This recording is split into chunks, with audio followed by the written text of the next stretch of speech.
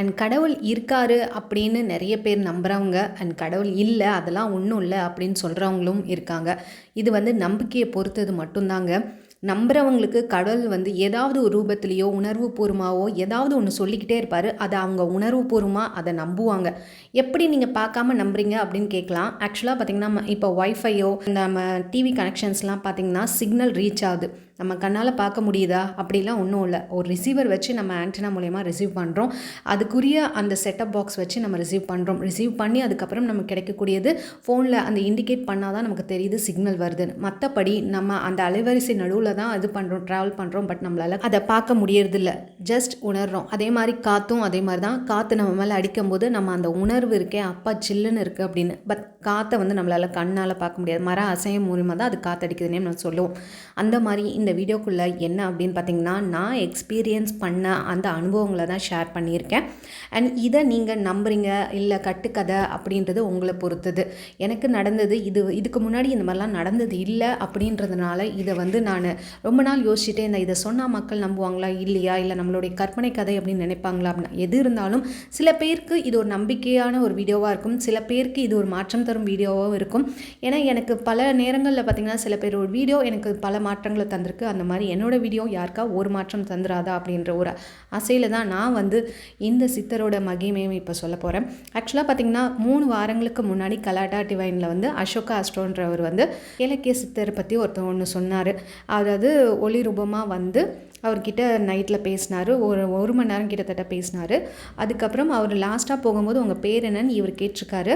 அதுக்கு இலக்கிய சித்தர் அப்படின்னு சொல்லும்போது இவர் போய் நிறைய கூகுளில் சர்ச் பண்ணியிருக்காரு. 18 சித்தர்கள் கணக்கில் பார்த்துருக்காரு. அப்புறம் 108 சித்தர், இந்த மாதிரி எந்த சித்தர்கள் வரிசையிலையும் அவர் வரல. அவர் சித்த மருத்துவம் தெரிஞ்சவரா, அந்த வரிசையிலையும் பார்த்தாராம். அந்த மாதிரி ஒரு பெயரே அவர் எங்கேயுமே பார்த்ததாகவும் இல்லை, ஒரு கோயில் இருந்ததாகவும் இல்லை, அவரை பற்றி எந்த ஹிஸ்ட்ரியும் இல்லை, ஒரு ஃபோட்டோ இல்லை, எதுவுமே கிடையாது. பட் அவர் அந்த மாதிரி பேசுகிறார் ஒளி ரூபமாக. அதற்கு காரணம் என்னென்னா, அந்த அசோகா என்றவருக்கு பெரிய பிரச்சனை, தற்கொலை பண்ணிக்கக்கூடிய அளவுக்கு ஒரு பிரச்சனை இருந்திருக்கு. அவர் அவங்க ஃப்ரெண்டு கிட்ட காலையில் தான் அன்றைக்கி காலையில் சொல்லியிருக்கார், என்னுடைய பிரச்சனையை மட்டும் யாராவது தீர்த்தாங்கன்னா அவங்களுக்கு நான் கோயில் கட்டுவேன் அப்படின்னு. நம்ம சொல்லுவோம்ல, ஒரு பிரச்சனையை தீர்த்துறாப்பா, இந்த பிரச்சனைலேருந்து வெளில வந்துட்டா நான் கோயிலே கட்டுவேன் அப்படின்னு. அந்த மாதிரி சகஜமாக ஃப்ரெண்டுக்கிட்ட சொல்லும் போது அவர் நின்று சொன்ன இடம் ஆக்சுவலாக பார்த்திங்கன்னா அந்த சித்தரோட வைப்ரேஷனில் சரௌண்டிங்க்கு உட்பட்டதாக இருந்திருக்கும் போல். அது டக்குன்னு சித்தருக்கு ரீச் ஆகிருக்கும். அண்ட் அதனால் நைட்டு இவர்கிட்ட சொல்லியிருக்கார், நீ சொன்னல எனக்கு உன் பிரச்சனையை தீர்த்தா கோயில் கட்டுவேன் அப்படின்னு சொன்னல, நான் உன் பிரச்சனையை தீர்த்து தரேன், எனக்கு கோயில் கட்டு அப்படின்னு சொல்லியிருக்கார். அண்ட் 2வது தடவை இவர் பேரை சொன்னால் நம்புவாங்களா மக்கள், எங்கேயுமே இல்லையே அப்படின்னும் போது உங்கள் பேரை வேறன்னு சொல்லலாமா அப்படின்னும் போது இல்லை கேளக்கியர்னே சொல்லு அப்படின்னு 2வது தடவையும் உணர்த்திருக்காரு. அண்ட் 3வது தடவை இவருக்கு எங்கே கோயில் கட்டலாம் அப்படின்னு இவருக்கு டவுட்டில் இருக்கும்போது அவரை எப்படி கூப்பிட்றதுன்னு தெரியல. 2வது நாள் சரி நைட்டு நம்ம கனவு கண்டோமா, அது உண்மையாக பொய்யான்னு டவுட் இருக்கும்ல, காலையில் எழுந்திரோடனே நமக்கு ஒரு டவுட் இருக்கும், இது நம்மளுடைய கற்பனையாக இருக்குமோ அப்படின்ற மாதிரி. சரி கூப்பிட்டு பார்க்கலாமா, உண்மையான ஒரு விஷயமா இருந்தால் கூப்பிட்டு பார்க்கலான்னா கனெக்ட் ஆகலை. 4 நாள் இப்படி கனெக்ட் ஆகலை. ஷஷ்டியில் கனெக்ட் ஆகிருக்காரு. அன்னைக்கு மறுபடியும் வந்திருக்காரு அண்ட் உணர்த்தியிருக்காரு. அதே மாதிரி பட்டர்ஃப்ளை மூலயமா, வெள்ளை பட்டர்ஃப்ளை மூலமாக அவருக்கு காட்சி கொடுத்துருக்காரு. அதாவது கோயில் 3 இடங்களில் அவர் நிர்ணயிச்சிருக்காரு எங்கன்னு அப்படின்னு சொல்லிட்டு. இது நான் இந்த இடங்களில் வச்சா ஓகேவா அப்படின்னு சொல்லிட்டு கேட்டிருக்காரு. அதுக்கு பட்டர்ஃப்ளை அறிகுறி காட்டியிருக்கு. ஸோ இது மூலயமா தான் பட்டர்ஃப்ளை, ஒயிட் பட்டர்ஃப்ளையோ இல்லை கருங்குழவியோ வந்தால் சித்தர் வர்றதா நம்மளுக்கு ஒரு அறிகுறி அப்படின்ற மாதிரி அவர் சொல்கிறார். இதெல்லாம் நான் வீடியோவில் பார்த்தேன், அன்றைக்கி தான் பார்த்தோன்னே எனக்கு ரொம்ப இதுவாக இருந்தது. அதுக்கப்புறம் அவர் சொன்ன ஒரு மந்திரம் என்னென்னா, ஓம் கேளக்கிய சித்தர் நமோ நமக. இந்த ஒரு மந்திரத்தை நீங்கள் சொல்லுங்கள். அதுவும் எப்படி அப்படின்னா, காலையில் 4:45 to 5 எக்ஸாக்டாக பிரம்ம முகூர்த்தம் 4 to 5 அந்த 4:45 to 5க்குள்ளே நீங்கள் பண்ணுங்கள். பக்கத்தில் ஒரு டம்ளரில் தண்ணி வச்சுக்கோங்க. 108 தடவை நெய் விளக்கு போட்டு நீங்கள் சொல்லுங்கள் அப்படின்னு சொல்லியிருக்கார். அதை சொல்லி பார்க்கலாம் அப்படின்னு சொல்லிட்டு நான் அந்த ஒரு வீடியோ பார்த்துட்டு என் வீட்டுக்கார்ட்டையும் நான் சொல்லிவிட்டு படுத்துட்டேன். அண்ட் எங்கள் வீட்டுக்கார் பார்த்திங்கன்னா பெருசாக சாமி கும்பிட மாட்டார், பெருசாக ரொம்ப பொறுப்பாக சாமியை விளக்கேற்றி அப்படிலாம் கும்பிடவே மாட்டார். நான் சொன்ன உடனே இது என்னன்னு தெரில, அவர் நான் நாளைக்கு காலையிலேருந்து கும்பிட போகிறேன் அப்படின்னு சொன்னது எனக்கு பெரிய ஆச்சரியம். நம்பவே மாட்டிங்க, இத்தனை வருஷமாக இந்த கோயிலுக்கு அவர் எங்கெங்கேயோ போவார். ஒரு கோயிலுக்கு போங்க விளக்கேற்றுங்க எதுவுமே பண்ண மாட்டார். ஒரு காலையில் குளிச்சு விளக்கேற்றுங்க எதுவுமே பண்ணவே மாட்டார். ஜஸ்ட் கும்பிடுவார். அதுவும் ரொம்ப பெருசாக ஈடுபாடாக அப்படிலாம் இருக்க மாட்டார். பட் இது நான் சொன்ன உடனே நான் நாளைக்கு காலிலேருந்து நான் கேளக்கியர்கிட்ட கும்பிடுவேன் அப்படின்னு சொல்லும்போது அதுவே எனக்கு ஒரு பெரிய விஷயம்.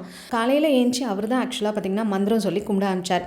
நான் காலையில் ஏஞ்சோடனே என்னால் குளிக்க முடியல, ஒரு மாதிரி டயர்டாக இருந்துச்சு, நைட்லாம் தூங்கலை. சரி ஆனால் சுத்தபத்தமாக தான் இருக்கும் அப்படின்னு சொல்லிட்டு நான் என்ன பண்ணேன், சாமி ரூமுக்கு போகல. குளிக்காமல் சாமி ரூம் போகிறதுக்கு எனக்கு ஒரு மாதிரி இருந்தது. பட் நம்ம சாமி கும்பிடலாம், இங்கே உட்காந்து சாமி கும்பிடலான்னு சொல்லிட்டு நான் ஹாலில் சேரில் உட்காந்து காலை மடக்கி நல்லா சப்பளங்கோல் போட்டு உட்காந்து ஒரு 4:45 இருக்கும். எங்கள் வீட்டுக்கார் கூடயே எழுந்துச்சிட்டேன். எழுந்து நான் வந்து அந்த கேளக்கேர் மந்திரத்தை கண்ணை அப்படியே மனசுக்குள்ளேயே உச்சரிச்சிட்ருக்கேன். உச்சரிக்கும் போது பார்த்திங்கன்னா எனக்கு எதிரில் ஜன்னல் நல்லா 4 ஜன்னல் திறந்து இருந்துச்சு. அப்போ நல்ல ஒரு செம்மையான ஒரு காற்று, அதாவது எப்போவுமே காற்று இருக்கும் இல்லைன்னு சொல்லலை, பட் அது ஒரு மாதிரி டிஃப்ரெண்ட்டான உணர்வு, ஒரு மாதிரி சில்லுன்னு ஒரு காற்று வந்து நம்ம மூஞ்சில் இது பண்ணால் எப்படி இருக்கும், ஒரு மாதிரி நல்லா இருந்துச்சு அது, அந்த ஃபீலிங். அதுக்கப்புறம் எனக்கு ஒரு வாசனையும் வந்தது, வத்தி வாசனை. ஆனால் எங்கள் வீட்டுக்கார் அந்த வத்தியெல்லாம் எதுவும் ஏற்றலை. ஒரு ஆக்சுவலாக பார்த்திங்கன்னா அந்த டைமுக்கு எனக்கு ஒரு 30 செகண்ட்ஸ் கிட்டத்தட்ட அந்த வத்தி வாசனை வந்துச்சு. அப்புறம் பார்த்திங்கன்னா நான் ரொம்ப பெருசாக கேளக்கேர் மந்திரம் 108 தடவைலாம் சொல்லலை, கிட்டத்தட்ட ஒரு 21 தடவை அப்படி தான் சொல்லியிருப்பேன் நான். அந்த மாதிரி இருக்கும்போதே பக்கத்தில் யாரோ நடமாடுற மாதிரி ஒரு ஃபீல் ஆச்சு. இது வரைக்கும் எனக்கு அந்த மாதிரி ஃபீல் ஆனதே கிடையாது. அண்ட் வீட்டில் யாரோ ஒரு ஆள் எக்ஸ்ட்ரா நடமாடுற மாதிரி இருக்குது. எனக்கு பார்த்ததும் கொஞ்சம் திக்குனே தூக்கி வாரி போட்டுருச்சு. அப்புறம் கொஞ்ச நேரம் கழித்து நான் மறுபடியும் தூங்கிட்டேன். 4:45 எழுந்ததுனால நைட்டும் சரியாக தூங்காதனால தூங்கிட்டேன். அதுக்கப்புறம் அன்னைய நைட்டு என் பையனுக்கு உடம்பு சரியில்லைன்னு சொல்லிட்டு நாங்கள் ஏசியில் படுக்கல, நானும் அவனும் தனியாக ஹாலில் படுத்துட்டோம். எங்கள் வீட்டுக்கார் மட்டும் ஏசியில் வந்து படுத்துக்கிட்டாரு. நான் படுத்து தூங்க ஆரம்பித்தேன். தூங்க ஆரம்பிக்கிறது கரெக்டாக ஒரு 11 மணி இருக்கும். 11 மணிக்கு என் பக்கத்தில் ஏதோ ஒரு உருவம் வந்து நிற்கிற மாதிரி ஒரு உணர்வு எனக்கு. நாம் நினச்சிக்கிறோமோ, சில விஷயங்கள் நம்ம நினைக்கும் போது அது நடக்கிறதாவே தோணும் இல்லையா? சில விஷயங்கள், காட்சிகள் வந்து நம்ம வந்து படிக்கிறதோ பார்க்குறதோ அது கேட்டாலோ என்ன பண்ணுவோம், நம்மளே ஒரு இமேஜின் பண்ணிப்போம் நம்ம கூட இருக்கோம் அப்படின்ட்டு. அந்த மாதிரி நானும் இமேஜின் பண்ணுறனோன்னு மனசுக்குள்ளே ஒரு பயமும் இருந்தது. நானே ஒரு இமேஜின் பண்ணி பண்ணுறனோ இந்த கேளக்கீரை பற்றி அப்படின்னு நினச்சிக்கிட்டேன். அதுக்கப்புறம் நல்லா பெட்ஷீட்டை இழுத்து போத்திக்கிட்டேன், எதையும் பார்க்கக்கூடாது அப்படின்னு சொல்லிட்டு. இருந்தாலும் எனக்கு திக்குன்னு ஏதோ ஒரு இது பக்கத்தில் போகிற மாதிரி, கிட்ட நிற்கிற மாதிரி இப்படியே இருந்தது. கொஞ்சம் எனக்கு தூக்கமே இல்லைங்க. நிஜமாக நான் நம்புங்க, ஒரு 3 நாள் கிட்டத்தட்ட எனக்கு இதே மாதிரி உணர்வு தான். 11 மணிலேருந்து அந்த விடிய காலம்புற ஒரு 2-3 மணி வரைக்கும் இதே ஒரு பயம். எனக்கு என்னென்னா, இது வரைக்கும் இந்த மாதிரி நமக்கு அனுபவம் இல்லையே, நம்ம இதை கேள்விப்பட்டதுலேருந்து தான் அனுபவம், நம்மளே உருவாக்கிக்கிற மாதிரி தான் அப்படின்ற மாதிரி இருந்தது. ஸோ 3 நாள் கிட்டத்தட்ட எனக்கு தூக்கமே இல்லை. பகலில் தான் அதுக்கப்புறம் தூங்க ஆரம்பித்தேன். 3 நாளும் பார்த்திங்கன்னா எனக்கு வத்தி வாசனை இல்லை ஒரு மாதிரி மனம் வந்து ஒரு நிமிஷம் வந்துட்டு தான் போச்சு. 3 நாளும் நம்ம தூங்கலையே, இதே ஒரு பயத்தில் இருக்குமேன்னு 4வது நாள் எங்கள் வீட்டுக்கார் வந்து, நீங்கள் தயவுசெய்து ஹாலில் வந்து படுங்க, என் பையன் வந்து இங்கே ஏசியில் படுத்தா அவனுக்கு ரொம்ப கோல்ட் ஆகிடும், வேண்டாம் அப்படின்னு சொல்லிட்டு அவரையும் நான் வந்து ஹாலில் படுக்க வச்சிட்டேன். 5வது நாளும் மறுபடியும் அவர் நல்லா தூங்கிட்டுருக்காரு. நான் தூங்குறதுக்கு எனக்கு டயர்டாக இருக்குது, நல்லா தூங்குறேன். ஆனால் மறுபடியும் அதே மாதிரி எனக்கு உணர்வு, ஒரு வாசனை. 11:45 இருக்கும், நல்ல வாசனை அடிக்குது. யாரோ ஒருத்தர் நின்று பக்கத்தில் நிற்கும்போது நமக்கு அந்த உணர்வு வரும்ல, அந்த மாதிரி தான் இருந்துச்சு எனக்கு. என்ன தான் கடவுளாக இருந்தாலும், என்ன தான் சித்தராக இருந்தாலும், நமக்கு நடுராத்திரியில் தூக்கத்தில் இந்த மாதிரி ஒரு வரும்போது பயம்தான் ஃபஸ்ட்டு வரும். என்னடா இது இப்படி ஒரு பயம், நம்மளே வீணாக போய் ஏதோ பிரச்சனை மாட்டிக்கிட்டோமா, தேவையில்லாமல் ஏதோ அவர் சொன்னார் நம்மளும் கும்பிட ஆரம்பிச்சு இப்படிலாம் தூக்கம் இல்லாமல் இருக்கிறோமேனு வேறு மனசுக்குள்ளே பகலெல்லாம் ஓடுது. அப்புறம் இன்னொரு சேனலில் பார்த்தேன், ஒருத்தவங்க லேடி தான், அவங்க என்ன சொன்னாங்க, இந்த சித்தரை பற்றி எனக்கு ஒரு விஷயம் தெரிஞ்சுது, இவர் வந்து மாற்று உருவத்தில் வந்திருக்காருன்னு ஒரு குண்டை தூக்கி போட்டாங்க. இந்த சித்தரை வந்து வணங்கும் போது கூட சமயபுரம் மாரியம்மனையும் வணங்குங்க அப்படின்ற மாதிரியும் சொல்லியிருந்தாங்க. ஏன் அப்படி, என்ன இந்த சித்தர்கிட்ட அப்படி என்ன இருக்குது, ஏன் மாரியம்மனையும் வணங்கணும், இவர் என்ன மாதிரியான ஒரு அவதாரம் தெரியலையே அப்படின்ட்டு அது ஒரு கேட்ட உடனே அது இன்னும் கொஞ்சம் எனக்கு மனசில் குழப்பம். இந்த தேவையே இல்லாமல் நம்ம போய் அவர் சொல்லிட்டாருன்னு நம்ம போய் என்னன்னே தெரியாது, யாருன்னே தெரியாது, ஒரு கோவிலே இல்லாத ஒரு சித்தரை நம்ம கும்பிட ஆரம்பிச்சிட்டோமோன்னு ஒரு பயம், எனக்கு பதட்டம். ஆனால் அந்த சேனலில் பேட்டி கொடுத்தார்ல, அந்த வீடியோக்கு கீழே கமெண்ட்ஸ் பார்த்திங்கன்னா நிறைய பாசிட்டிவ் கமெண்ட்ஸ் வந்துருச்சுங்க.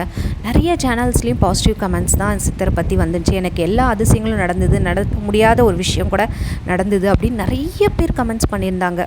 இது எல்லோரும் பாசிட்டிவாக சொல்கிறாங்க, நம்ம மட்டும் ஏன் இப்படி பயந்துக்கிட்டு இருக்கோம், ஒருவேளை நம்ம பயப்படுறோமா, உண்மையாலுமே சித்தர் நமக்கு உணர்வுபூர்வமாக காட்சி அளிக்கிறாரு, நம்ம வந்து பார்த்து பயப்படுறோமா அப்படின்ற மாதிரி பல எண்ணங்கள் ஓடிட்டு இருந்தது.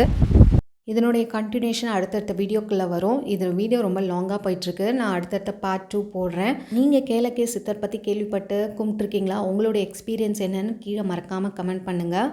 அண்ட் உங்களுக்கு இந்த மாதிரி ஒரு அனுபவம் நடந்திருக்கா அப்படின்றதையும் கமெண்ட் பண்ணுங்கள். மறக்காமல் சப்ஸ்கிரைப் பண்ணிவிட்டு பாருங்கள். பிடிச்சிருந்தா ஒரு லைக் போட்டுருங்க. தேங்க்ஸ் ஃபார் வாட்சிங்.